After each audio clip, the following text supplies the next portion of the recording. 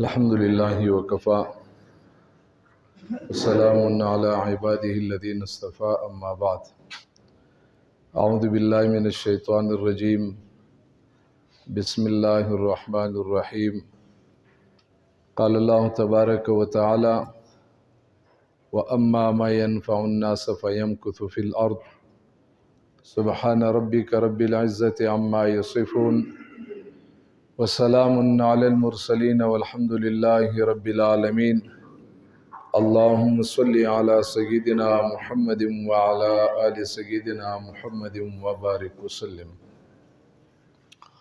دنیا کے اندر جتنی بھی انسان بس رہے ہیں، چاہے کافر ہیں چاہے مسلمان ہیں، ہر ایک کا جذبہ یہ ہے کہ میں کامیاب زندگی گزاروں اور عزت والی زندگی گزاروں۔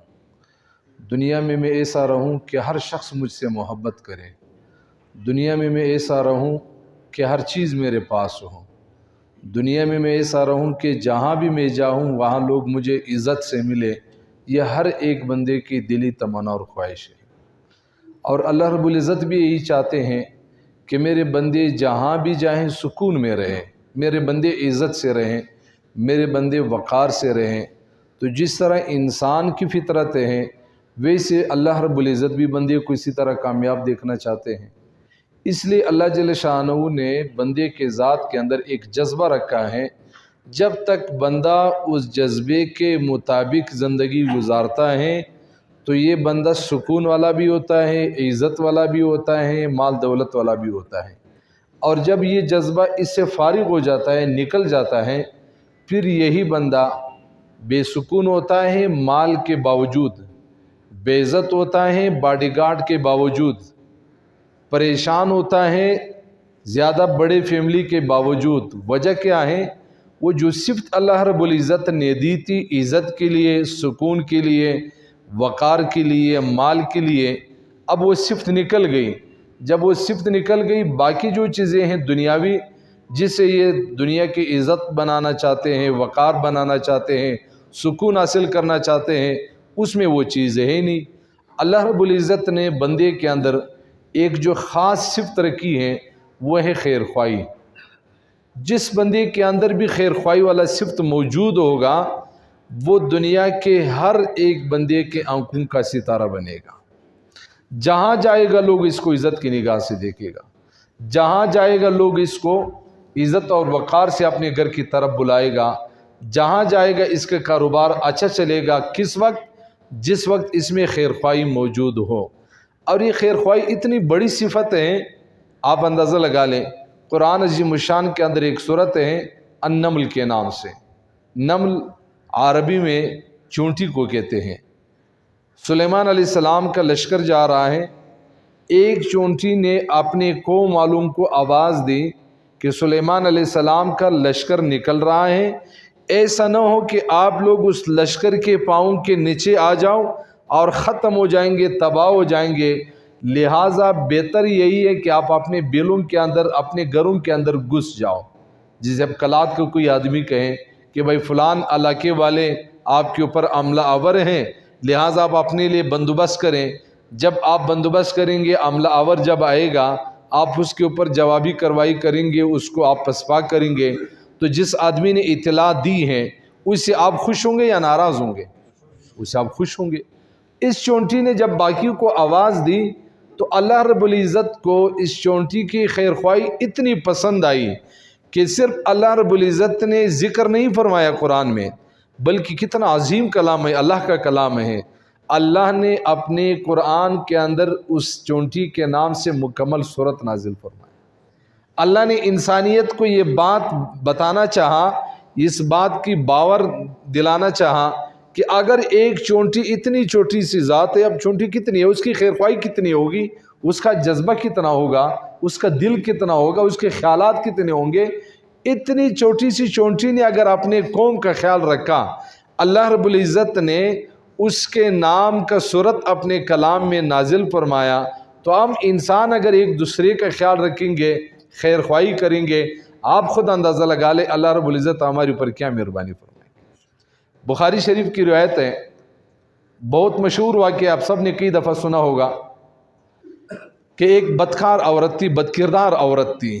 اب بدکردار عورت اس سے نہیں کہا جاتا جو کبھی کبھار بدکاری کرے، بدکردار اس سے کہا جاتا ہے جو اتنی زیادہ بدکاری کرے کہ وہ اپنے علاقے میں بدکاریوں کے نام سے مشہور ہو جائیں کہ وہ بدکردار عورت تھی۔ اب یہ بدکردار عورت ہیں، ایک دن راستے سے گزر رہی ہے، اس نے دیکھا کہ کتا ہے، کچک ہے، اس کا زبان نکلا ہوا ہے، پیاس کی وجہ سے گرمی ہے۔ وہ سمجھ گئی کہ اس کتے کو پیاس لگا ہوا ہے۔ انہوں نے اپنا دوپٹہ اتارا اور اس کو وہ جو اپنے جو اس نے پہنے ہوئے تھے بوٹ جو بھی تھے اس کے ساتھ باندھ کے اس کے اندر اس کے ذریعے سے کنویں کے اندر سے پانی نکالا، اور اس کتے کو جو ناپاک جانور ہے، کتا جو ناپاک جانور ہے جس کو ہم اپنے قریب بھی نہیں چھوڑتے، حدیث شریف میں یہاں تک آتا ہے کہ جس گھر میں کتا ہوتا ہے اس گھر میں رحمت کے فرشتے نہیں آتے، اتنا ناپاک جانور ہے۔ ایک بدکردار عورت اتنے ناپاک جانور کو پانی پلا رہی ہے، اور اللہ جل شانہ نے اس خاتون کے تمام گناہ معاف فرما دیے۔ صرف یہ نہیں کہ معاف فرما دیے، آپ اندازہ لگا لیں، آپ نے یہ تو سنا ہوگا کہ گناہ معاف فرما دیے، لیکن آگے آپ نے شاید اس میں کوئی تفصیل نہیں سنی ہوگی۔ صرف اللہ نے گناہ معاف نہیں فرمائے، اللہ رب العزت نے اس بدکردار خاتون کا ایک اچھی صفت کا تذکرہ قیامت کی صبح تک جاری رکھا۔ ایک اچھا کام کیا نا۔ آج لوگ کہتے ہیں چھوڑو فلان برا بندہ ہے، بھائی ہمارے مشائخ تو یہاں تک فرماتے ہیں اگر کسی بندے کے اندر 99 خامیاں ہیں، ایک نیکی ہیں، آپ اس کی ایک نیکی پہ نظر رکھو اور اس کی 99 خامیوں کو پس پش ڈال دو، اور اگر آپ کے اندر 99 خوبیاں ہیں، ایک خامی ہیں، تو آپ اپنا ایک آنکھ اپنے 99 خوبیوں پہ بند کر دو اور دوسرا آنکھ اپنے ایک خامی پہ کھول کے رکھو۔ آج کیا ہے، ہم اتنے بڑے بڑے گناہ کرتے ہیں، دوسرے کے آنکھ میں ہمیں کوئی تھوڑا سا یہاں تنکا نظر آتا ہے نا، ہم اگلے سے کہتے ہیں کہ بھئی آپ کے بالوں کے اوپر، آنکھ کے اوپر تنکا پڑا ہوا ہے، لیکن ماشاءاللہ اپنے اندر ہم اتنے بڑے بڑے شاطیر چھپا کے رکھے ہوئے، لوگوں کے لیے پتہ نہیں کیا کیا بدخواہی کے جذبات اندر ہم نے لیے رکھے ہوئے ہیں، لیکن وہ ہمیں نظر نہیں آ رہے۔ اپنے اتنے بڑے بڑے گناہ نظر نہیں آ رہے ہیں، باپ کو اپنی اتنی بڑی کمزوریاں نظر نہیں آ رہی ہیں۔ مولوی صاحب کے پاس آ رہے، پیر صاحب کے پاس آ رہے، امام صاحب کے پاس آ رہے، میرے بیٹے کے لیے دعا کرو کہ وہ ٹھیک ہو جائے۔ باپ نے خود اپنے لیے دعائیں نہیں کروانی ہیں، باپ بھی نماز نہیں پڑھتا، تلاوت نہیں کرتا، گالی نکالتا ہے اپنی زبان سے، حرام کا کاروبار کرتا ہے، سب کچھ کرتا ہے، اپنے بارے میں کوئی فکر نہیں میرا بیٹا نیک بن جائے۔ اچھی فکر ہے، لیکن کم سے کم یہی فکر اپنے بارے میں بھی تو رکھو، اپنے حق میں بھی تو رکھو۔ تو آپ اندازہ لگا لیں، اللہ رب العزت نے اس بدکردار عورت نے ایک اچھا کام کیا۔ اس اچھے کام کی صفت کس نے کیا؟ بخاری شریف کے اندر جو روایت لکھی ہوئی ہیں، جو احادیث شریف ہیں، یہ کس کا قول ہے، کس کی بات ہے؟ یہ نبی علیہ السلام کی بات ہے۔ اس خاتون کا جو نیکی کا تذکرہ ہے وہ اللہ رب العزت نے اپنے محبوب صلی اللہ علیہ وسلم کی زبان سے جاری فرمایا۔ آج ہم دل و جان سے اس بات کو سننے کے لیے تیار ہوتے ہیں، کیوں؟ محبوب صلی اللہ علیہ وسلم نے فرمایا، نبی علیہ السلام نے فرمایا۔ کس کے بارے میں؟ اس خاتون کے بارے میں جو ہر مہینے ایک عمرہ کرتی تھی، اس خاتون کے بارے میں جو ہر سال حج کرتی تھی، اس خاتون کے بارے میں جو ساری رات تہجد میں گزارتی تھی، اس خاتون کے بارے میں جو دن کے وقت روزہ رکھتی تھی، نہیں، اس خاتون کے بارے میں جو بدکردار تھی، ایک اچھا کام کیا، اس ایک اچھے کام کی وجہ سے وہ خیر خواہی تھی، اس خیر خواہی کی بنیاد پر اللہ رب العزت نے اس خاتون کو اتنی عزتوں سے نوازا ہے۔ اللہ اکبر کبیرہ۔ کلات والو دل کے کانوں سے سنو، اگر ایک خاتون خیر خواہی کے کام میں قدم اٹھاتی ہیں، اللہ اس کو اتنے عزتوں سے نوازتے ہیں، تو ہمیں کیوں عزتوں سے نہیں نوازیں گے؟ چونکہ آپ سارے بازاری لوگ ہیں، بازاری کا مقصد یہ ہے کہ کاروبار والے لوگ ہیں، شہر کے اندر زیادہ تر رہتے ہیں، اسی لیے اڈے کے مسجد میں آ کے نماز پڑھتے ہیں، اکثر دکانوں والے ہوں گے۔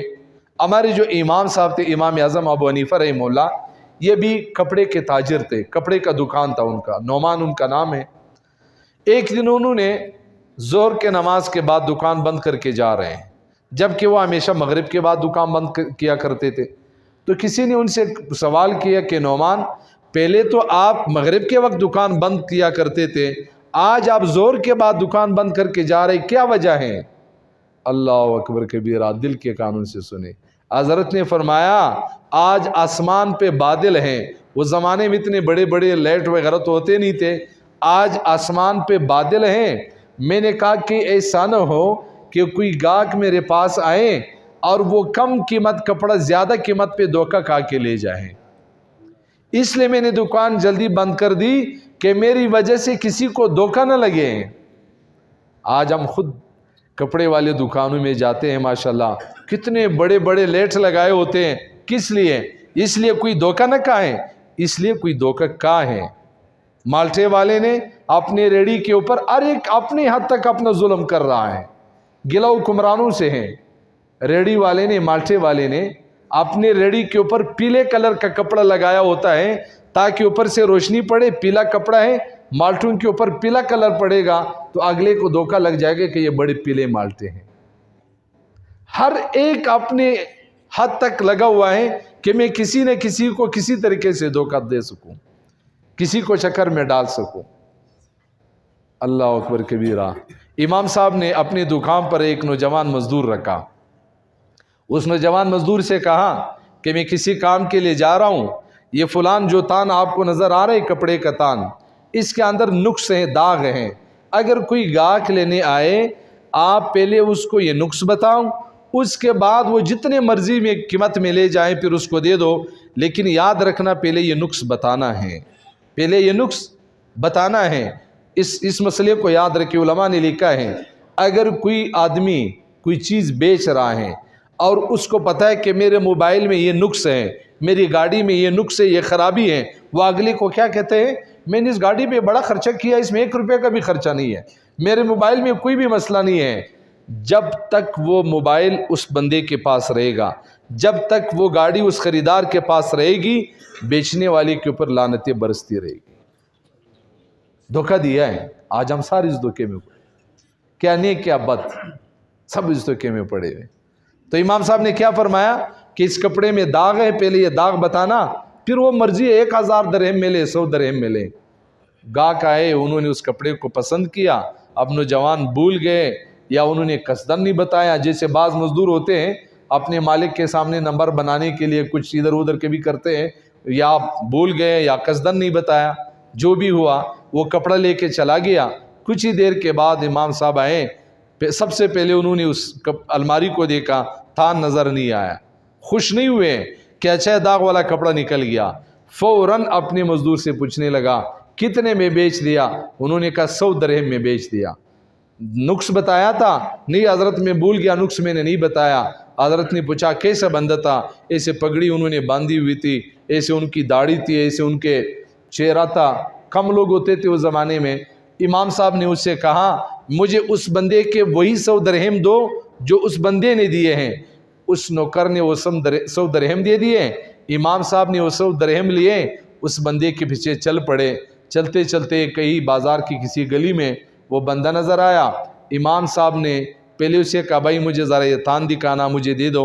उन्होंने कहा ये तो मैंने आपके दुकान से ख़रीदा है। कहा जी हाँ मुझे दे दो, पकड़ा दो। उन्होंने जब तान पकड़ाया तो इमाम साहब ने कहा कि भाई इस कपड़े के अंदर ये दाग हैं, मेरे मुलाजिम ने आपको बताया नहीं था, आपने 100 दरहम में ख़रीदा है, लिहाजा आप ऐसे करें ये कपड़ा मेरे हवाले कर दें, अपने 100 दरहम मुझसे वापस ले लें, उसके बाद ये दाग ये नुक्स देख लें, फिर भी अगर आपको 100 दरहम में कबूल है फिर आप बेशक ले जाए, कोई परवाह नहीं। लेकिन पहले मैं आपको ये दाग बताना चाहूँगा। जब उसने उसको 100 दरहम पकड़ाए, उसके हाथ से तान छीन लिया, तान ले लिया। उस बंदे ने दिल के कानों से सुने। बंदे ने कहा नौमान आप इतने ईमानदार हैं। अल्लाह अकबर कबीरा। आज हम दुकानदार के पास जाते हैं, 1000 रुपये देते हैं, हम उससे कहते हैं 500 रुपये देते हैं, भाई हमें 5 किलो बोरा चाहिए, चीनी चाहिए। वो 5 किलो चीनी दे देते हैं, बेचारा भूल जाता है, 500 की बजाय 1000 का हिसाब देता है, यानी 500 की चीनी आ गई 5 किलो, 500 उसने अपने से वापस दे दिए। वो समझे कि मैंने 1000 दिए थे, इन्होंने मुझे 1000 दिए थे। ये घर में आके कहता है अम्मी दुकानदार ने चीनी भी दे दी और उसने 500 भी दे दिया। अम्मी कहती हैं बेटा वो भूल गया होगा, आप जाए ये 500 वापस दे। नौजवान क्या कहता है, नहीं नहीं अम्मी उसने खुद से दिया, मैंने तो नहीं कहा है, उसने खुद से दिया है। अच्छा है मेरे पैकेज ख़त्म हो गया था, मैंने जाके अभी पैकेज लगवाना है, मैं पैकेज लगाऊंगा। घर में आटा है या नहीं, ऐसे जवान की कोई गरज नहीं, पैकेज होना चाहिए। फेसबुक पे गाली जो शेयर करनी है, उलमा को जो गाली देनी है, उलमा के जो इल्ज़ाम लगाने हैं, वो काम जो रह गया, पैकेज ज़रूर लगवाना है। तो बहरहाल इमाम साहब ने जब उसको 100 दरहम पकड़ाए, उन्होंने आगे से कहा नौमान आप इतने ईमानदार हैं, अल्लाह अकबर कबीरा, नौमान मैंने आपके मुलाजिम को जेली 100 दरहम दिए थे, अगर आप इतने ईमानदार हैं मैं ये कपड़ा लेकर जाऊंगा, 100 दरहम में ही लेकर जाऊंगा, लेकिन अभी आप मुझसे असली 100 दरहम ले लें। जब कोई बंदा किसी के बारे में खैर ख्वाही सोचता है, ये मुमकिन ही नहीं है कि उसका नुकसान हो जाए। आजकल हम क्या कहते हैं, यार आज नेकी का ज़माना नहीं है, ये लोग कहते हैं नहीं कहते, आम लोग कहते हैं, कहते हैं नेकी का ज़माना नहीं है। किसने कहा नेकी का ज़माना नहीं? मशहूर कहावत नहीं है, नेकी कर समंदर में फेंक। इसका क्या मतलब होता है? आप जब चलते चलते गाड़ी में चलते चलते एक्सीडेंट होते होते आप जब बच जाते हैं, आप किस वजह से बचते हैं? एक्सीडेंट में आप जख्मी हो जाते हैं, आप मरने के करीब हो जाते हैं, लोग कहते हैं ये नहीं बचेगा, लेकिन आप फिर तंदुरुस्त हो जाते हैं। ये कैसे हो जाता है? आपके घर की छत गिर जाती है, कोई उसके नीचे नहीं आता, नहीं मरता, सारे बच जाते हैं, ये कैसे बच जाते हैं? हजार नुकसान आपके हो जाते हैं, आपसे कोई गुनाह हो जाती है, कोई आपको देख लेते हैं, आपके ऊपर इल्ज़ाम भी आ सकता है, लेकिन अल्लाह आपके ऊपर पर्दे डाल देते हैं। ये किस वजह से होता है? ये वो नेकी जो आप किया होता है, लोग आपकी उस नेकी को तस्लीम नहीं करते, लेकिन रब तो रब है, रब ने आपकी उस नेकी को संभाल के रख दिया, और जब आपको काम पड़ा एक्सीडेंट में, जिल्लत के वक़्त में, परेशानी के वक़्त में, तो अल्लाह रब्बुल इज़्ज़त ने उस नेकी के बदौलत आपको राहत दी, आपको सुकून दी, आपको इज़्ज़त दे दी। आज हमने पैसे को कमाल समझा है। आज दुनिया ये समझती है कि जिस मर्द के पास माल है वो सबसे, यानी वो मर्दों में सबसे अफजल और बेहतरीन शख्स वो है जिसके पास माल है, और औरतों में सबसे बेहतरीन वो है जिसके पास हुस्न है। जबकि ये दोनों धोखे हैं, जबकि ये दोनों धोखे हैं। इसलिए मेरे दोस्तों, हम खैर ख्वाही का जज्बा अपने अंदर भर दें, और ये खैर ख्वाही याद रखें, ये वहाँ रुकी नहीं है, ये खैर ख्वाही वहाँ रुकी नहीं है, ये खैर ख्वाही आज के दिन तक भी चल रही है। मैं आज ज़ोर के बाद किसी मदरसे में गया दुआ के लिए, ये खैर ख्वाही आज भी है। मेरा आज का ये वहाँ जाना और आपको ये वाक़या सुनाना, ये इस बात की दलील है कि आज के ज़माने में उम्मत के लिए सबसे अजीम तबका, सबसे खैर ख्वाह तबका इस ज़मीन के ऊपर अगर है, वो उलमा-ए किराम है। सबसे अजीम खैर और खैर ख्वाह तबका। आप किसी भी सरकारी स्कूल में जाओ, कोई टीचर आपको नहीं मिलेगा कि ये मेरे महल्ले के स्कूल हैं, मैं अपने महल्ले के बच्चों को पढ़ा रहा हूँ और मैं फी सबिलिल्लाह अल्लाह के लिए पढ़ा रहा हूँ। आज तक पूरे कलात में आपने कोई से टीचर देखा है? कोई सा मास्टर देखा है? आज तक पूरे कलात में आपने कोई से दुकानदार देखा है? कोई से मुलाजिम, कोई से मजदूर देखा है? नहीं देखा है। आप आज तक किसी प्राइवेट स्कूल में देखा है कोई कि मैं फी सबिलिल्लाह पढ़ा रहा हूँ? मैंने एक मस्जिद में देखा 120 बच्चों को 3 हाफिज़ कुरान पढ़ा रहे, और क्या कहते हैं, बड़े खुश होकर कहते हैं हम यहाँ बच्चों को पढ़ा रहे और फी सबिलिल्लाह पढ़ा रहे हैं। और महल्ले वाले भी बड़े खुश होकर कहते हैं फी सबिलिल्लाह पढ़ा रहे हैं।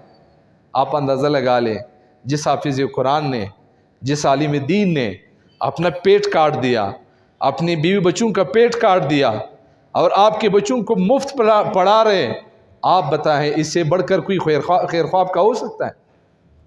कोई खैर ख्वाब का नहीं हो सकता, कोई भी नहीं हो सकता।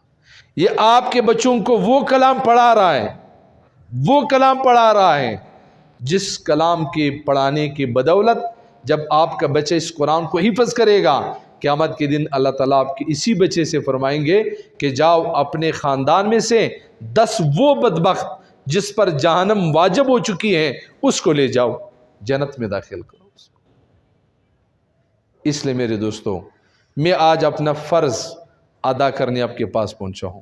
خدا را آپ کی سیاست آپ کو مبارک ہو، آپ کا نظریہ آپ کو مبارک ہو، آپ کی پارٹیاں آپ کو مبارک ہو، لیکن خدا کی خاطر کسی بھی لیڈر کی خاطر اتنے اپنے آپ کو مت گراؤ کہ تمہارا ایمان تمہارے ہاتھ سے جائے، کہ تمہارا ایمان تمہارے ہاتھ سے جائے۔ تمہارے سکے بھائی کے گریبان میں تمہارا ہاتھ کیوں پہنچ رہا ہے؟ کس کی خاطر پہنچ رہا ہے؟ آپ کے بھائی کا ہاتھ کیوں آپ کے گریبان تک پہنچ گیا؟ آپ کے والد کیوں آپ سے ناراض ہیں؟ جس امام کے پیچھے آپ نماز پڑھ رہے ہیں اس امام کی عزت آپ کی زبان سے کیوں نہیں محفوظ؟ جس بچے کو جو حافظ قرآن، جس بچے کو قرآن پڑھا رہے آپ کے بچے کو، اس مولوی صاحب کا عزت کیوں آپ کی زبان سے نہیں محفوظ؟ ایک درد ہے، ایک حقیقت ہے، یہ کہانی نہیں ہے۔ میں اخبار دے کر آپ کو نہیں سنا رہا ہوں، میں ایک درد دل آپ کے ساتھ شیئر کر رہا ہوں۔ ہم کہاں جا رہے ہیں؟ سب سے بڑی بات ہے مہنگائی ہو گئی۔ امام غزالی رحمہ اللہ فرماتے ہیں جب انسان کی قیمت بدعملیوں کی بدولت، جب انسان کی قیمت بدعملیوں کی وجہ سے اللہ کی نگاہ میں کم ہو جاتی ہے تو اللہ رب العزت پھر چیزوں کی قیمت بڑھا دیتے ہیں۔ جب انسانیت کی قیمت اللہ کے نظروں میں نیک اعمال کی وجہ سے بڑھ جاتی ہے پھر اللہ تعالیٰ چیزوں کی قیمت کم کر دیتا ہے۔ پچھلے زمانے میں لوگوں میں گناہ کم ہوا کرتے تھے، اللہ کی طرف سے مہربانی زیادہ ہوا کرتی تھی۔